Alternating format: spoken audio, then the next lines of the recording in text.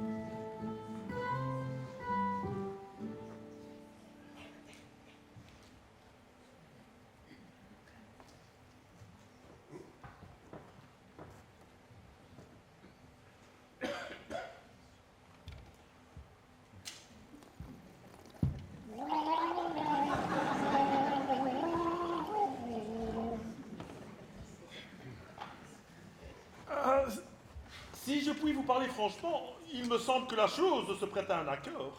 Un accord? Mais ce n'est pas très clair, monsieur le juge. Seuls des gens raisonnables peuvent s'accorder. Pourtant, je serais curieux d'entendre comment vous comptez mener l'accord, alors que l'affaire n'est nullement débrouillée. Comment vous y prendrez-vous, dites-moi? Vous êtes-vous déjà fait une opinion?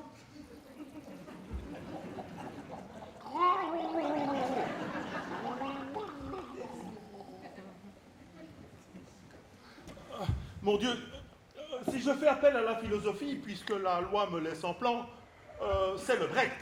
Qui? Ou Ruprecht. Qui? Ou le Brecht qui a cassé la cruche. Allons, lequel était-ce? Le Brecht ou Ruprecht? Vous tâtonnez avec votre jugement comme une main dans un sac de pois. Permettez? Silence, je vous prie. Comme vous voudrez. Ah, et quand bien même ce seraient les deux, je n'y verrais rien à redire. Interrogez la petite et vous la prendrez. Ouais, très volontiers. Pourtant, je serais surpris si on en tire quelque chose. Le procès est-il au point? Parfaitement, et je me prépare une nouvelle feuille, curieux de voir ce qui va s'y inscrire. Une nouvelle feuille?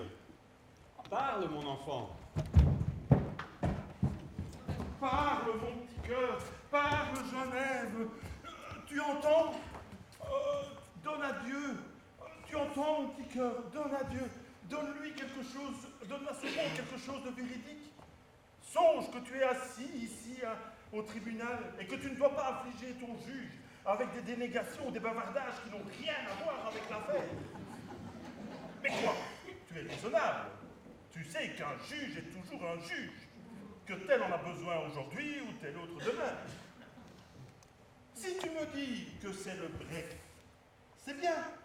Et si tu me dis que c'est Ruprecht, mais c'est bien aussi. Parle comme ceci ou parle comme cela. Mais si tu viens me jaser d'un autre, d'un troisième, ou prononcer sottement d'autres noms, alors prends garde, je te le conseille. Et par le diable, personne ne te croira, et la fièvre emportera ton Ruprecht. Si vous vouliez en finir avec vos bavardages qui n'ont ni queue ni tête. Votre grâce ne les comprend pas? Avancez, avancez, vous n'avez que trop parlé. Ma foi, je n'ai pas fait mes études ici pour vous. Messieurs d'Utrecht, je n'ai pas été suffisamment clair. Mais il en va tout autrement pour le peuple ici. Et je parie que la jeune fille sait ce que je veux. À quoi bon tout cela? Parle dis-moi à présent.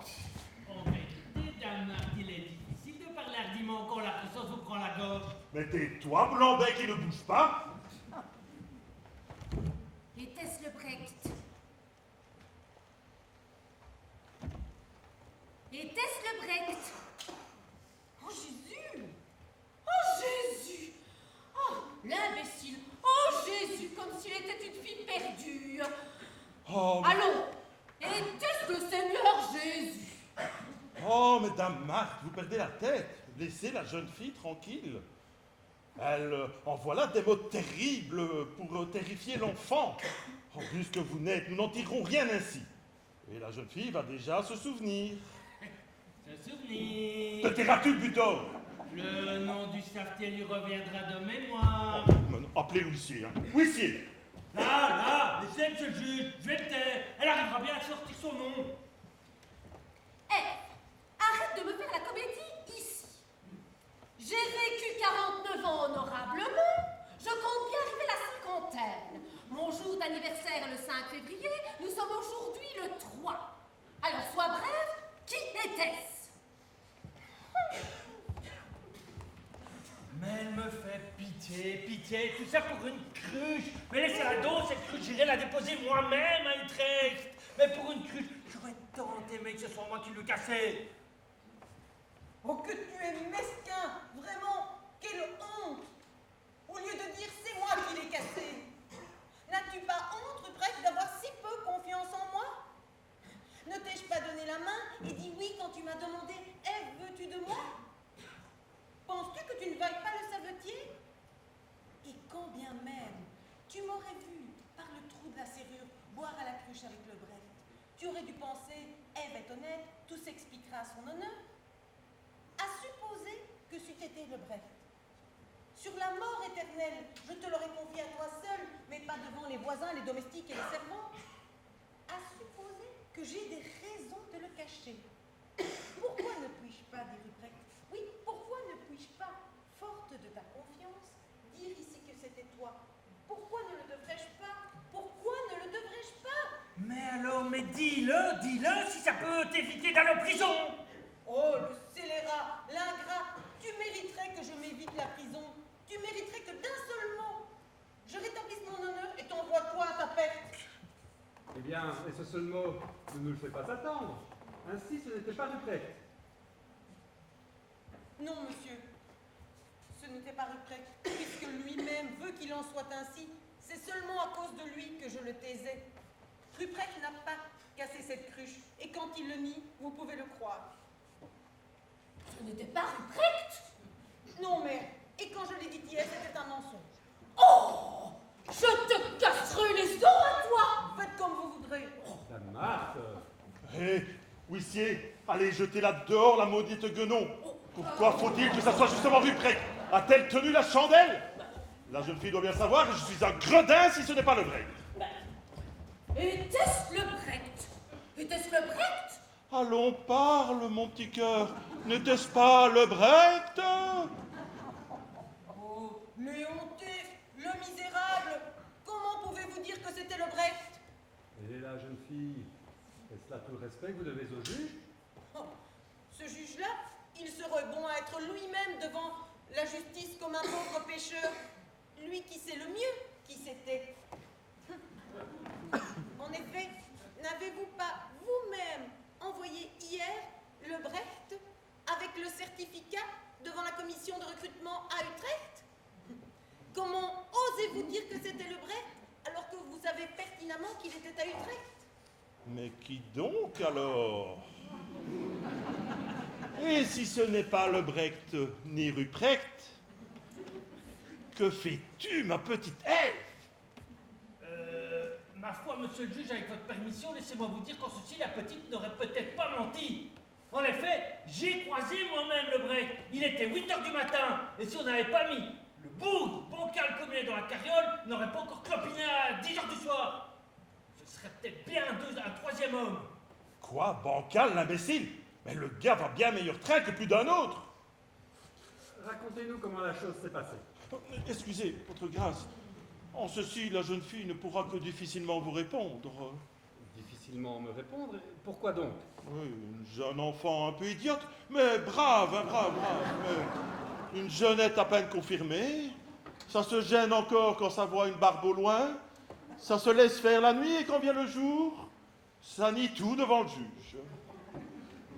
Vous êtes plein de mansuétude, monsieur le juge, et bien indulgent en tout ce qui concerne la jeune fille. Mais j'éprouve un grand désir de tirer cette affaire au clair. Sois franche, mon enfant. Dis-nous qui a cassé cette cruche. Vous n'êtes pas ici devant quelqu'un qui ne puisse te pardonner une faute. Monsieur le conseiller, épargnez-moi de vous raconter le fait. Oh, ne pensez rien de mal de ce refus, mais c'est un étrange hasard qui, par la volonté du ciel, me ferme la bouche. Si vous voulez, je pourrais jurer sur l'autel que Ruprecht n'a pas touché à cette cruche.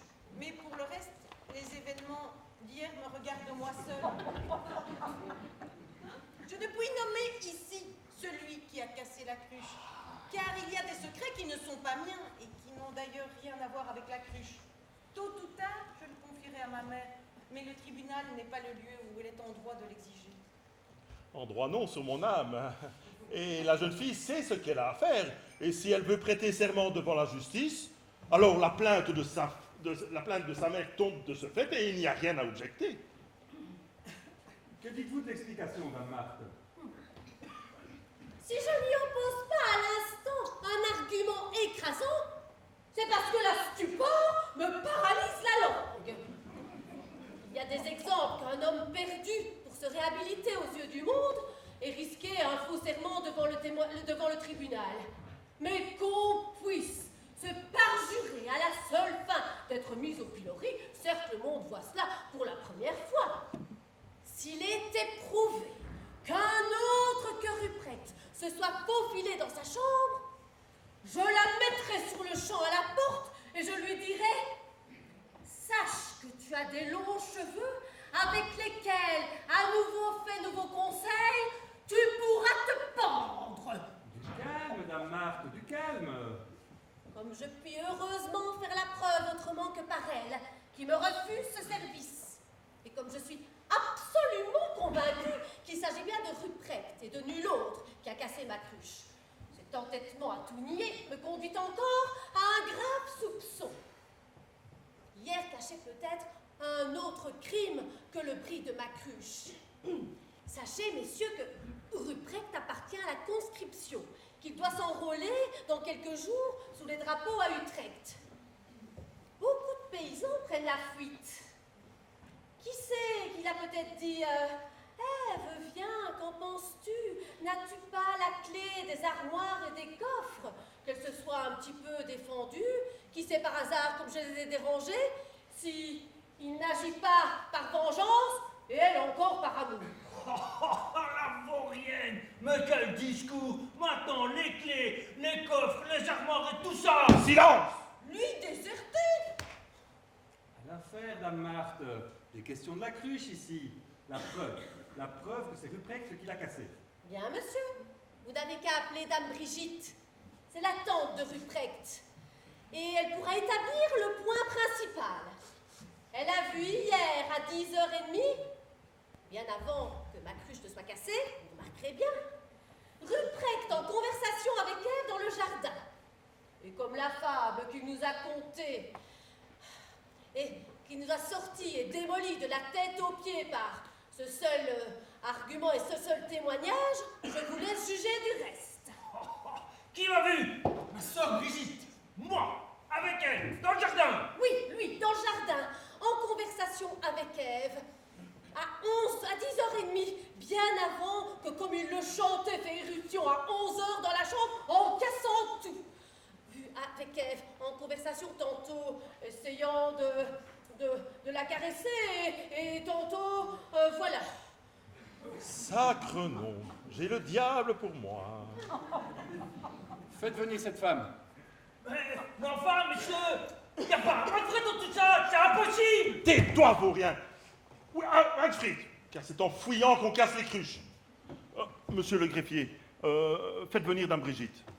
Ah, les polissons, je te casserai encore les os. Mais pourquoi? Pourquoi cachais-tu que tu courtisais la petite au jardin à 10h30, hein? Pourquoi le cachais-tu? Pourquoi je le cachais? Mais enfin, père, il n'y a pas un mot de vrai dans tout ça. Et si Dame Brigitte certifie le contraire, pendez-moi et elle par les jambes. Si elle le certifie, prends garde à toi. Quelle que soit la façon dont vous vous comportez devant la justice, la belle demoiselle et toi, vous vous entendez comme larron en foire. Il y a là-dessus un secret honteux qu'elle connaît, mais dont elle ne dit rien, par ménagement pour toi. Mais quel secret? Pourquoi as-tu emballé? Pourquoi as-tu emballé hier au soir des habits, des pantalons et du linge, un baluchon, tout juste comme les voyageurs emportent sur le dos? Mais père, parce que je dois aller à Utrecht, parce que je dois aller au régiment, croyez-vous franchement que tout? À Utrecht! Oui, à Utrecht! Tu as bien d'y arriver à Utrecht! Avant-hier encore, tu ne savais pas si tu partais le 5 ou le 6. Pouvez-vous dire quelque chose sur l'affaire, vous, le père? Je ne peux y rien affirmer, votre honneur. J'étais à la maison lorsque la cruche fut cassée. Et je n'avais à vrai dire, et toutes choses considérées, nul soupçon d'un projet qui rendrait mon fils suspect. Je suis venu ici convaincu de son innocence. Et décidé, une fois le différend réglé, à rompre le mariage projeté et à réclamer la chaînette d'argent et la médaille qu'il avait offerte à la jeune fille l'automne dernier. Si maintenant il arrive devant mes cheveux blancs une histoire de fuite et de trahison, c'est aussi nouveau pour vous que pour moi, messieurs. Mais si c'est vrai que le diable lui rompe le cou. Faites venir Dame Brigitte, monsieur le juge. Cette affaire ne va-t-elle pas trop vous fatiguer? Elle se traîne en longueur, et votre grâce doit encore s'occuper du coffre et du greffe. Quelle heure est-il, huissier? La demi vient de sonner. La demi de 11 heures. Pardon, de midi. C'est égal. Ah, je crois qu'il est l'heure, à moins que votre monde ne soit dérangé. Je ne suis pas un honnête homme si... Qu'ordonnez-vous? Je suis David... S'arrêter! Bon. Pardon, de continuer. Ah, vous êtes David. Bien. Mais sans cela, sur mon honneur, j'aurais terminé l'affaire demain matin à la première heure. Vous connaissez ma volonté. À vos ordres. Monsieur le greffier, envoyez les gardes pour qu'ils invitent Dame Brigitte à venir comparaître de suite devant le tribunal. Ne pourrait-on pas, si vous me le permettez, demander au parti de prendre l'air et nous de nous sustenter? Tout à fait, je vous l'accorde. Offrez-moi un verre de vin. Ah, vous me faites là le plus grand plaisir. Marguerite! Mais j'en suis tout à fait heureux. Marguerite! Me voici. Que désirez-vous? Allez-vous, sortez. Du vin de France? Allez, dans le vestibule, dehors. Ou du vin de Rhin? Du vin de notre Rhin. Ah, très bien. Marguerite, apportez-nous bouteille de vin, beurre frais, fromage de Limbourg et oie fumée de Poméranie. Allez, vite.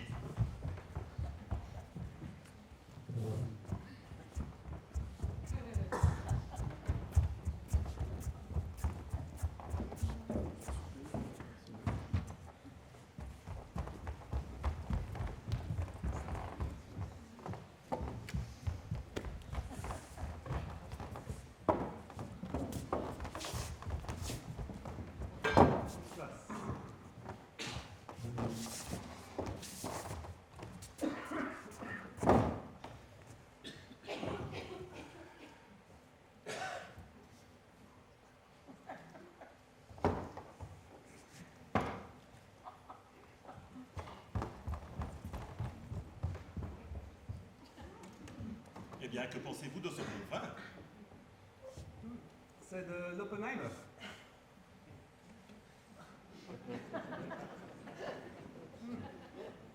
Ou de l'excellent Nierstein. De Niersteiner. Je vois que monsieur est connaisseur. Garantie de Nierstein. Puis-je vous servir un peu de fromage?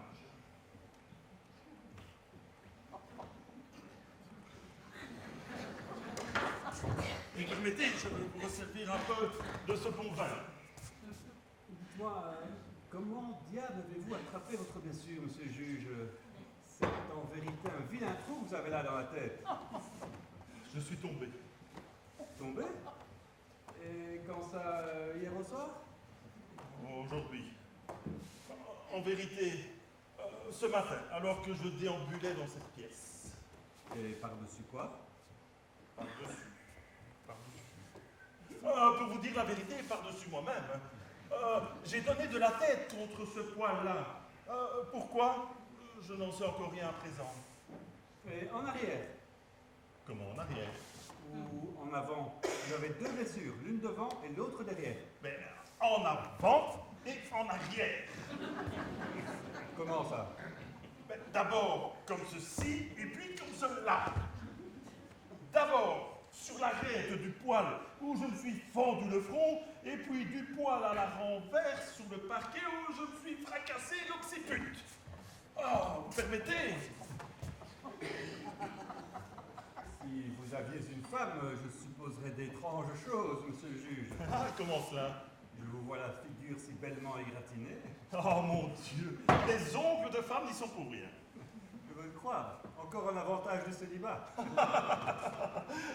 Et pourtant, des fagots pour les verres à soie que j'avais mis à sécher sur le poil là. Oh, mais buvez donc. Et par-dessus le marché, pas de perruque aujourd'hui. Alors qu'elle aurait pu cacher votre blessure. Un malheur ne vient jamais seul. Puis-je vous resservir un peu de fromage? Un tout petit morceau. Il vient de Limbourg? Directement de l'amour. Mais comment diable cela s'est-il passé? Quoi? Que vous soyez privé de votre perruque. Ah, pensez donc. J'étais hier soir installé à lire un dossier. Et puis, comme j'avais garé mes lunettes, je me suis tellement enfoncé dans le dossier que ma perruque a pris feu à la flamme de la chandelle.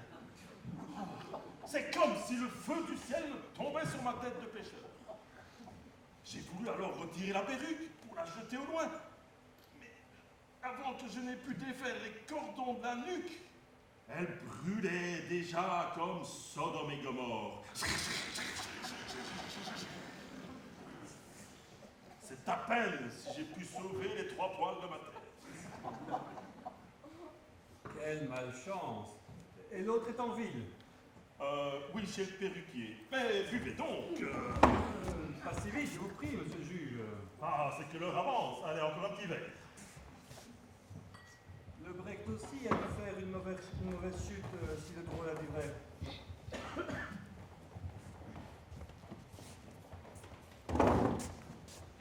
Et si, comme je commence à le craindre, l'affaire n'était pas débrouillée tout à l'heure, vous pourriez facilement, dans votre village, reconnaître le coupable à sa blessure.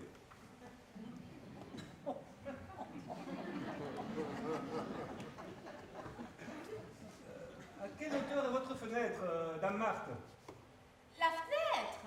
Oui, la fenêtre de la chambre où couche votre fille. La chambre, en vérité, se trouve au premier étage, au-dessus d'un cellier, à pas plus de 9 pieds du sol. Et tout bien pensé, peu probable à un saut, car à 2 pieds du mur se trouve un cep de vigne qui grimpe en espalier et étend ses rameaux noueux sur l'ensemble du mur. La fenêtre en est elle-même tout entourée, et un sanglier bien muni aurait du mal à se frayer un passage avec ses défenses. Aussi, n'en a-t-on point trouvé? Croyez-vous? Allons donc. Où avez-vous frappé le drôle? Sur la tête? Encore un verre.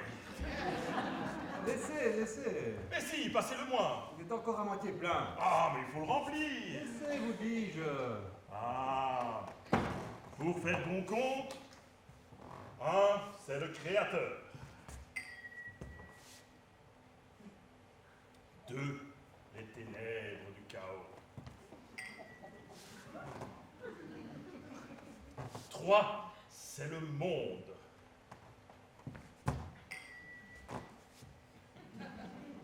C'est 3 fois qu'il faut boire.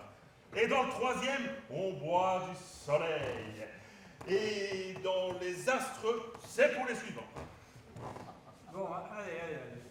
Combien de fois l'avez-vous atteint? Hé, Ruprecht, c'est à vous que je parle. Le saut de râteau, combien de fois tu l'as frappé, le bourg? Vous voyez, ce gaillard-là ne le sait même pas lui-même. Avec le loquet? Oui, ou avec je ne sais quoi. Oui, de la fenêtre, quand vous avez tapé dessus. 2 fois, monsieur. 2 fois. Mais avec 2 coups pareils, vous auriez pu le tuer, savez-vous? Si je l'avais pu le tuer, ben, j'en serais content de le voir là, étendu devant moi. Je pourrais vous dire, vous voyez que je ne vous ai pas menti. Et vous n'avez pas pu le reconnaître dans l'obscurité? Ben, comment aurais-je pu? On y voyait goutte. Ah, et pourquoi n'as-tu pas ouvert les yeux tout grands? Trinquons. Ben, les ouvrir, ils étaient ouverts, mais il y a un diable qui m'a jeté du sable dans les yeux. Allez, trinquons, il y a tous ceux que nous aimons. À tout ce qui est juste, bon et loyal, juge Adam. Bien. Finissons.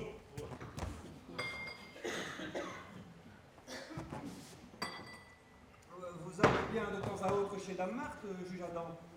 Dites-moi un peu qui fréquente encore, à part Utrecht. Oh, je n'y vais pas bien souvent, et pour vous dire la vérité, je ne sais pas qui y fréquente. Comment, vous n'allez pas parfois rendre visite à la veuve de feu votre ami? Non, très rarement en vérité.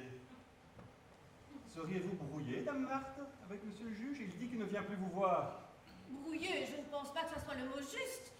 Je pense qu'il se dit encore mon ami, mais pour ce qui est de le voir souvent à la maison, je ne peux pas dire ça de monsieur mon cousin. Il y a bien 9 semaines qu'il est venu, et encore c'était en passant. Combien dites-vous? 9 semaines? Oui, 9 semaines. Cela fera 10 jeudi. Il était venu me demander des graines d'œillet et d'oreilles douces. Et le dimanche, lorsqu'il va à la métairie? Alors là, il met volontiers son nez à mes fenêtres, nous dit bonjour à ma fille et à moi, et continue son chemin. Dois-je vraiment soupçonner l'homme? Je me disais que comme votre jeune cousine donne de temps à autre un coup de main dans votre ménage, vous alliez parfois rendre visite à sa mère pour la remercier. Comment cela? Comment? Vous m'avez dit que la jeune fille soigne les poules malades de votre basse-cour. Ne vous a-t-elle pas aujourd'hui même donné conseil à ce sujet? Elle le fait, monsieur le conseiller, elle le fait. Hier, il lui a fait porter une pintade malade. Elle avait déjà la mort dans le corps. L'an dernier, elle lui en a sauvé une de la pépille. Et celle-ci, elle la sauvera aussi avec une bonne pâte et une nouille. Pourtant, pour ce qui est de venir nous remercier, il ne s'est pas encore montré. Encore un verre, juge Adam. Versez-en encore un, nous allons encore en boire un. Ah, à votre service.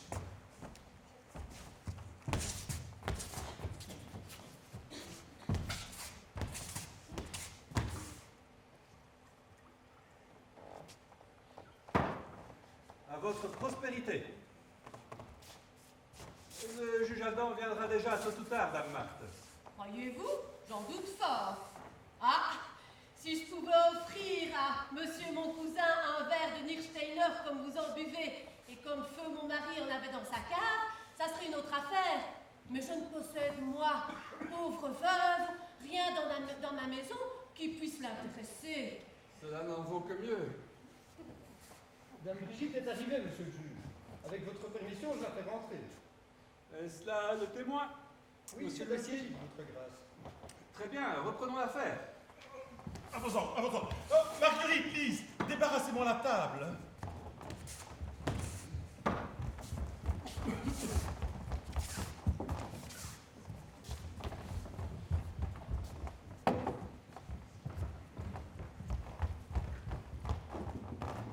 Je vois que monsieur le juge et monsieur le conseiller ont mangé de fort bon appétit. Et que, comme de coutume, monsieur le juge a fait honneur au vin. Si cela continue à cette cadence, il faudra bien vite reconstituer les réserves.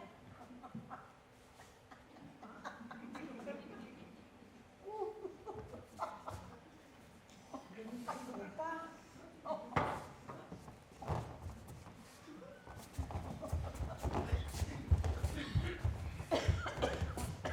Ma petite Ève, si tu tournes la pilule comme il faut, alors ce soir je viendrai manger la carte chez toi. Mais il faut qu'elle passe tout entière dans la gorge du trône. Et puis, voilà. Si elle est trop grosse, ben, qu'il s'étrangle avec.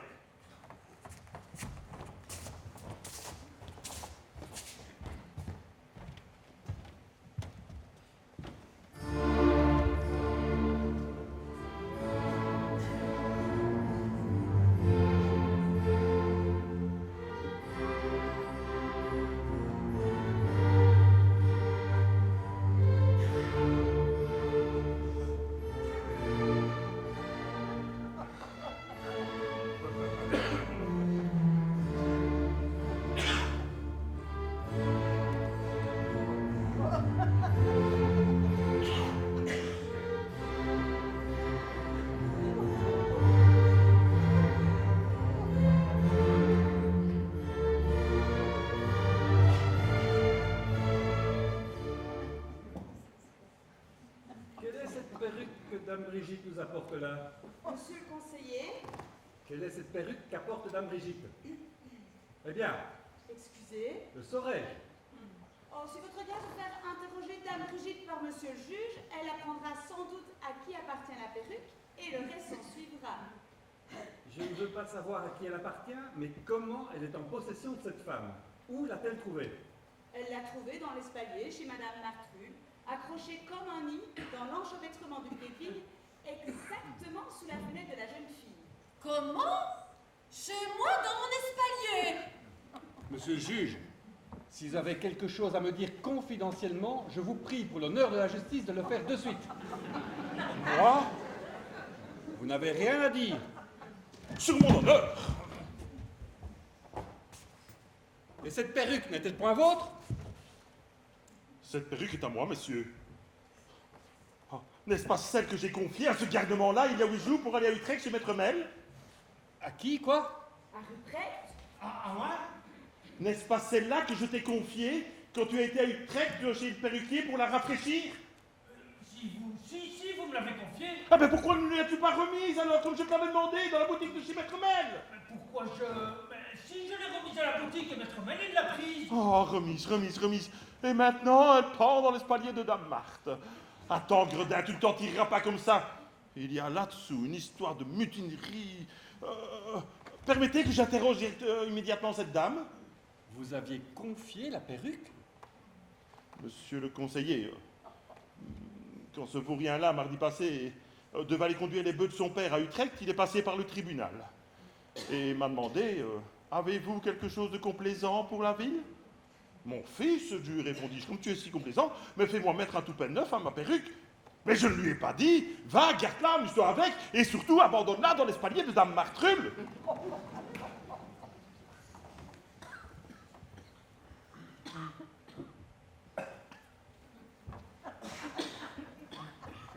Messieurs, je crois, si vous me le permettez, que ça ne devait pas être Ruprecht. Lorsqu'hier soir, je me suis rendue à la métairie voir ma cousine qui vient de faire ses couches, j'ai entendu la jeune fille gronder quelqu'un d'une voix étouffée. La colère et la crainte semblaient lui avoir coupé la parole. « Fille, quelle honte, disait-elle, que c'est lâche, que faites-vous? Allez-vous-en, je vais appeler ma mère. » Comme si les Espagnols étaient dans la place. Ève, appelai-je à travers la haie. Ève, qu'as-tu? Que se passe-t-il? Tout devint silencieux. Ève, appelai-je encore. Répondras-tu? Que voulez-vous, tante? Me répond-elle. Que voulez-vous? Mais que se passe-t-il? Qu'y a-t-il? Qu'y aurait-il donc? Répond-elle. Est-ce Ruprecht qui est là? Oui, c'est cela, c'est Ruprecht. Allez tranquillement votre chemin. Bon, je pensais. Il y en a qui s'aiment comme d'autres se disputeraient. Va aller devant ta porte. Par conséquent, Le silence, laissez-la finir.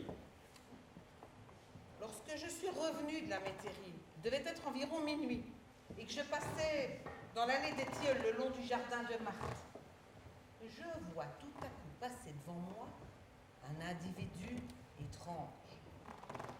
Une tête chauve, un pied beau, laissant derrière lui une odeur comme de la vapeur de pois, de cheveux brûlés, de soufre. Oh, je murmure, un Dieu nous garde. Et me retournant pleine d'effroi, qu'est-ce que je vois, messieurs?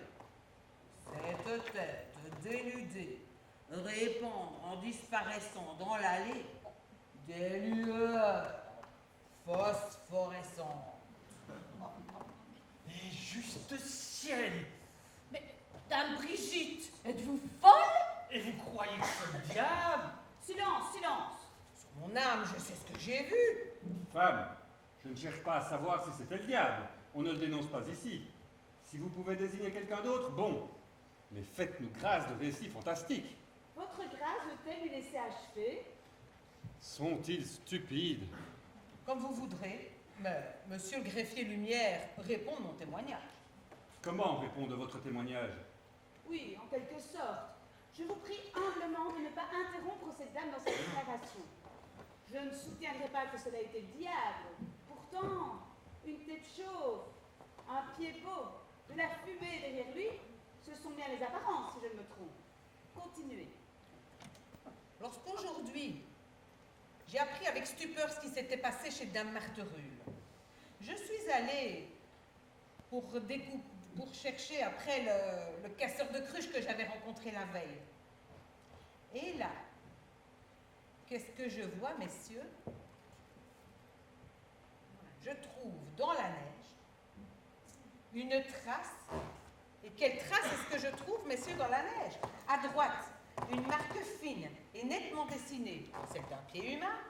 Et à gauche, quelque chose d'informe et de grossièrement enfoncé, la trace d'un monstrueux sabot de cheval. Bavardages insensés, réprouvables. Ce n'est pas possible, Brigitte! Foi d'honnête femme, c'est ce que j'ai vu. D'abord à l'espalier, là où fut fait le saut, on voit un large cercle de neige foulée, comme si une truie s'y était roulée. Oui, pied humain, et pied de cheval, et pied humain, et pied de cheval. Chemine côte à côte, tout le long du jardin et jusqu'au bout du monde. Oh, sacre nom! Est-ce que par hasard, le drôle se serait permis de s'attifer en diable? Le chasseur qui poursuit un blaireau et qui vient d'en découvrir la piste n'en était pas plus triomphant que je ne l'étais. Mettre lumière, monsieur, j'ai crié, car je voyais précisément arriver votre digne envoyé. Maître Lumière, vous pouvez vous épargner la séance, car vous ne jugerez pas aujourd'hui le casseur de cruche, car celui-là, il faudra aller le chercher en enfer. Et voici sa trace. Et vous avez pu vous en convaincre vous-même. Votre grâce, en ce qui concerne la trace, c'est la vérité même. Un pied de cheval. Un pied d'homme, mais de près comme de loin, comme un sabot de cheval. Ouh là là là là là là là là! La chose me semble sérieuse. Il existe beaucoup de libelles où l'existence de Dieu est niée en termes mordants, et que nul athée que je sache n'a encore prouvé de façon péremptoire qu'il n'y a pas de diable. Le cas qui se présente ici me semble particulièrement digne d'être considéré. Aussi, mais avant de tirer mes conclusions, je propose de porter la question au synode de La Haye afin de savoir si ce tribunal est autorisé à admettre que c'est Belzébuth qui a cassé la cruche. Une proposition comme j'en attendais une de votre part. Ah. Et vous, qu'en pensez-vous, monsieur le greffier? Je pense que votre grâce n'aura pas besoin de synode pour juger. Avec votre autorisation, Dame Brigitte a poursuivi sa déclaration et le cas, je l'espère, s'éclaircira grâce à divers recoupements. Là-dessus, monsieur le greffier, je dis, si nous suivions les traces pour voir par où le diable a bien pu s'échapper. Bien, dit-il, mais c'est une bonne idée. Mais je ne pense pas que nous allons faire un grand détour en nous rendant directement chez le juge de paix. Et alors, que s'est-il passé? Alors, nous trouvons d'un côté du jardin, là, le long du chemin des tilleuls, nous trouvons là où, la veille, en répandant son odeur de soufre, le diable s'était lancé contre moi, un cercle comme en fait un chien qui recule avec effroi devant un chien en colère. Et après? Après, au pied d'un arbre, un souvenir de lui, oh, j'en suis encore effrayée. Un souvenir? Comment? Bah, là, comme vous verriez... Oh, mes maudites coliques. Oh.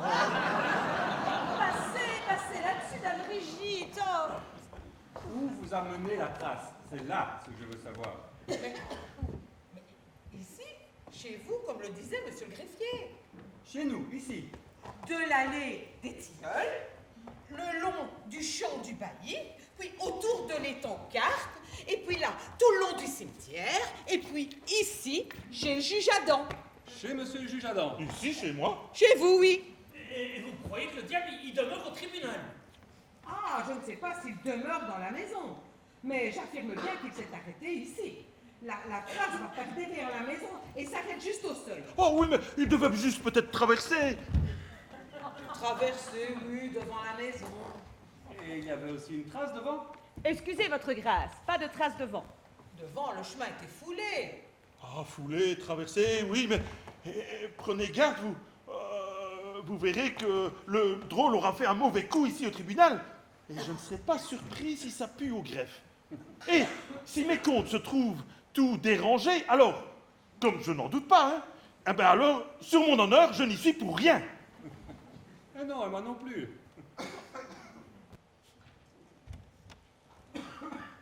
Je me demande si c'est le gauche ou le droit, un de ses pieds. Monsieur le juge, votre tabatière, je vous prie. Apportez-la, monsieur le conseiller. Pourquoi ne pas la prendre vous-même? Il n'y a qu'un pas. Donnez, c'est déjà fait. Je vous aurais dit quelque chose à l'oreille. Oh, nous aurons peut-être l'occasion après. Bon. Dites-moi, messieurs, y a-t-il quelqu'un dans l'endroit qui est un pied difforme? Parfaitement. Il doit y avoir quelqu'un, Wizoum. Ah, et qui ça? Si votre grâce veut demander à monsieur le juge... Monsieur le juge Adam?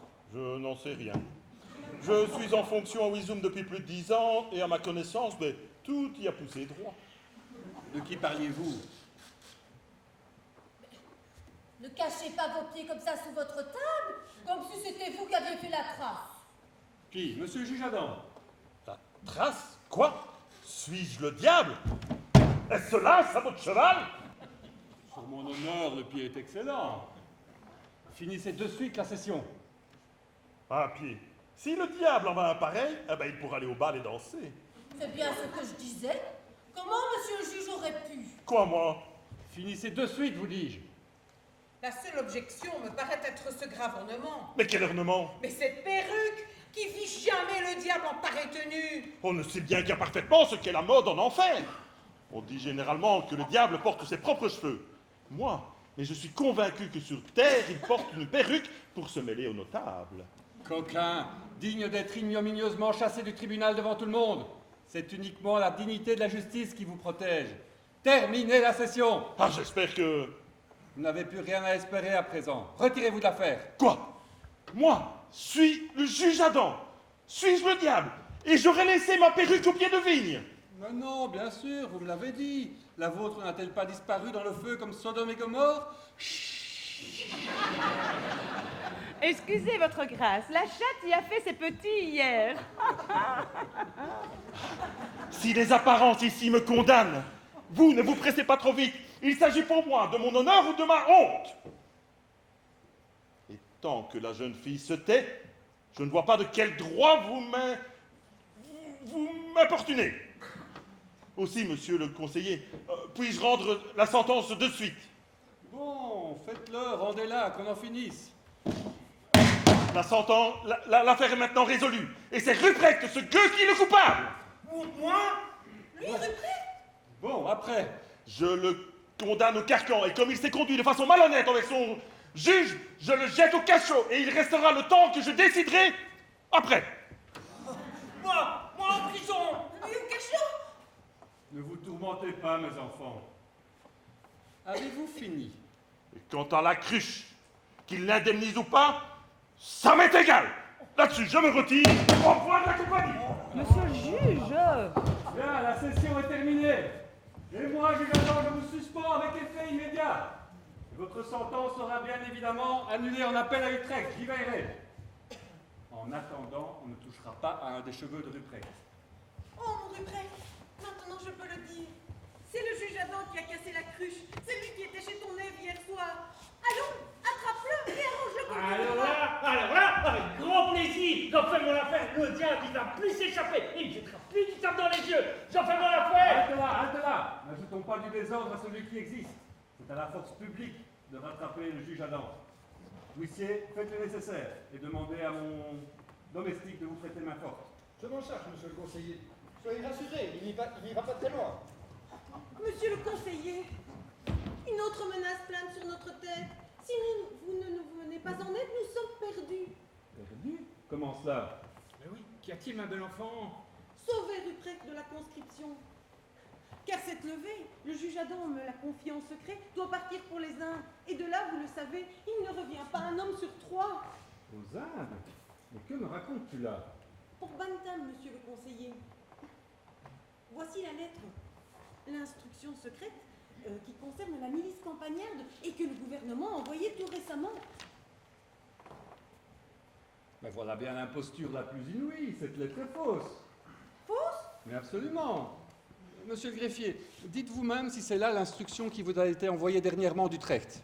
Les troupes que l'on enrôle sont destinées au service intérieur du pays. Nul ne pense à les envoyer aux Indes. Oh, le bandit! Et c'est lui-même qui a libellé ce papier. Oh, juste le ciel, comme ce vilain homme m'a tourmenté.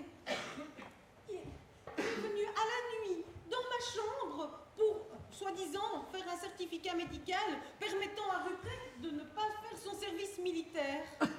Et puis, il est revenu, et là, il m'a demandé des choses si honteuses qu'aucune jeune fille n'oserait les répéter. Oh, le misérable, les honteux menteurs. Oh, ma pauvre petite chérie. Ma belle enfant, ne pense plus à ce Pierrot. Si t'étais un cheval qui aurait cassé la cruche, j'aurais été tout aussi jaloux. C'est aussi ce que je dis. Réconciliez-vous, embrassez-vous, aimez-vous, et si vous voulez à la Pentecôte, nous ferons la noce. Monsieur le greffier, le juge Adam étant suspendu de ses fonctions, je vous charge de le remplacer jusqu'à une décision ultérieure. Madame Marc, monsieur Weitz, me ferez-vous le plaisir de m'inviter au mariage des tourtereaux? Oh mais c'est chose faite, monsieur le conseiller. Nous vous attendons à la Pentecôte. Mais voyez donc, n'est-ce pas le juge Adam, montant et descendant les côtes, galope à travers les champs labourés comme s'il fuyait la roue et la potence? Qui ça, le juge Adam? Lui-même.